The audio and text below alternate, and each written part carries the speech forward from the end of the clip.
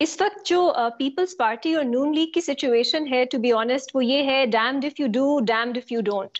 अगर वो हुकूमत बनाते हैं मिलके, तो फिर तज्जियाकार बहुत से और आपके जो एडिटोरियल लिखे जाते हैं अखबारात में वो ये होंगे कि मैंडेट शायद रिस्पेक्ट नहीं किया गया, आपस में मिक्स्ड अचार बना लिया, एक दूसरे के जो मफादात हैं उनको रख के एक और एनआरओ एक दूसरे को दे दिया। पीपल्स पार्टी ने तो अपनी पूरी कैंपेन नून लीग के खिलाफ चलाई थी, अब देखें साथ जाके बैठ गए हैं।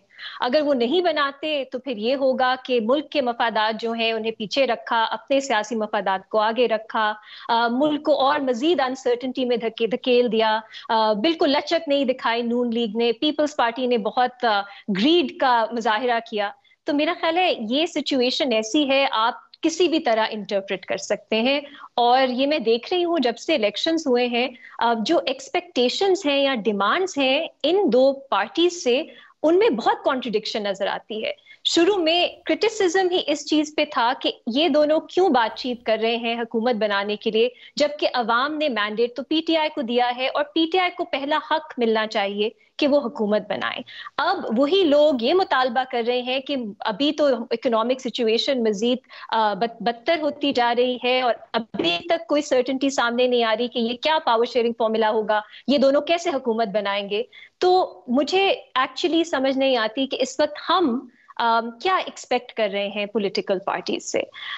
अगर आपने अनसर्टनिटी की बात की अलीना, वो हमारी अनफॉर्चुनेटली तकदीर में लिखती गई है। वो अगले 5 साल जब तक नए इलेक्शंस नहीं होते अनसर्टनिटी रहेगी। कैसे? अगर नून लीग माइनॉरिटी हुकूमत बनाती है, पीपल्स पार्टी कैबिनेट में उनके साथ नहीं होती, उन्हें बहुत मुश्किलात का सामना होगा, लेजिस्लेशन से लेके ओनरशिप जो उनके डिसीजंस हैं उन तक। अगर वो इकट्ठे हुकूमत बनाते हैं मिलके, तो कोई गारंटी नहीं है पीपल्स पार्टी वो हुकूमतें वजारतें छोड़ भी सकती है, जैसे हम्म। सुहेल साहब ने भी बात की 2008 में हुआ था। तीसरा फैक्टर ये है कि पीटीआई अभी बहुत से अपने केसेस देके अदालतों में है, हो सकता है बहुत सी सीट्स उन्हें मिल जाएं मजीद, और वो इस पोजीशन में हो जाएं कि वो वोट ऑफ नो कॉन्फिडेंस ला सके। असेंबली की सिचुएशन इस वक्त ऐसी है कि अनसर्टेनिटी तो रहेगी।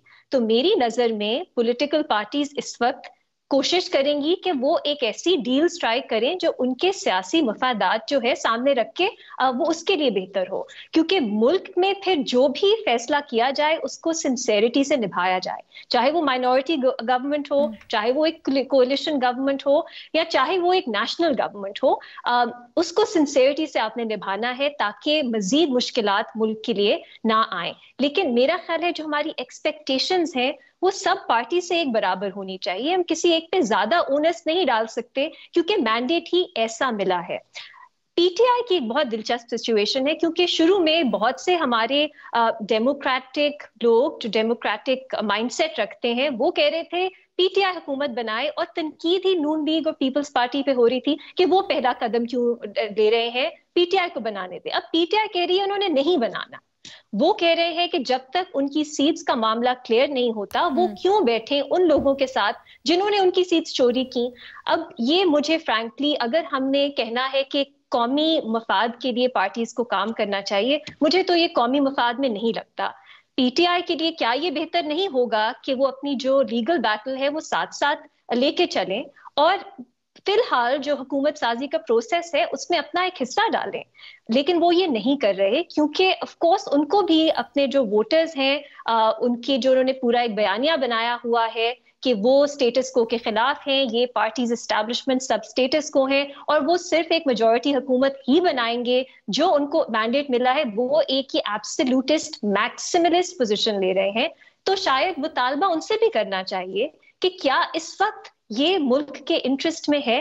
ये ऐसा नहीं हो सकता कि वो साथ साथ लीगल मामला लेके चले और हुकूमत में भी वो शामिल हो। अगर उनकी पोजीशन बेहतर हो जाती है, मजबूत हो जाती है, उनको फायदा ही होगा इसका।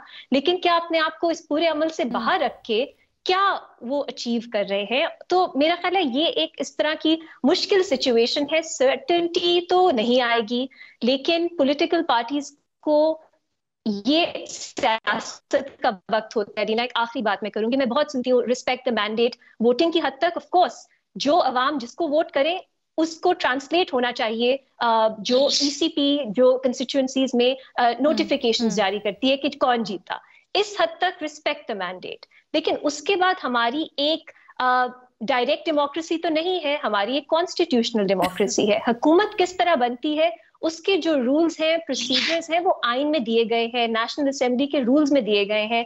उसमें सिंगल लार्जेस्ट पार्टी के पास कोई ये इख्तियार या प्रेरोगेटिव नहीं होता कि वो पहले हुकूमत बनाएगी।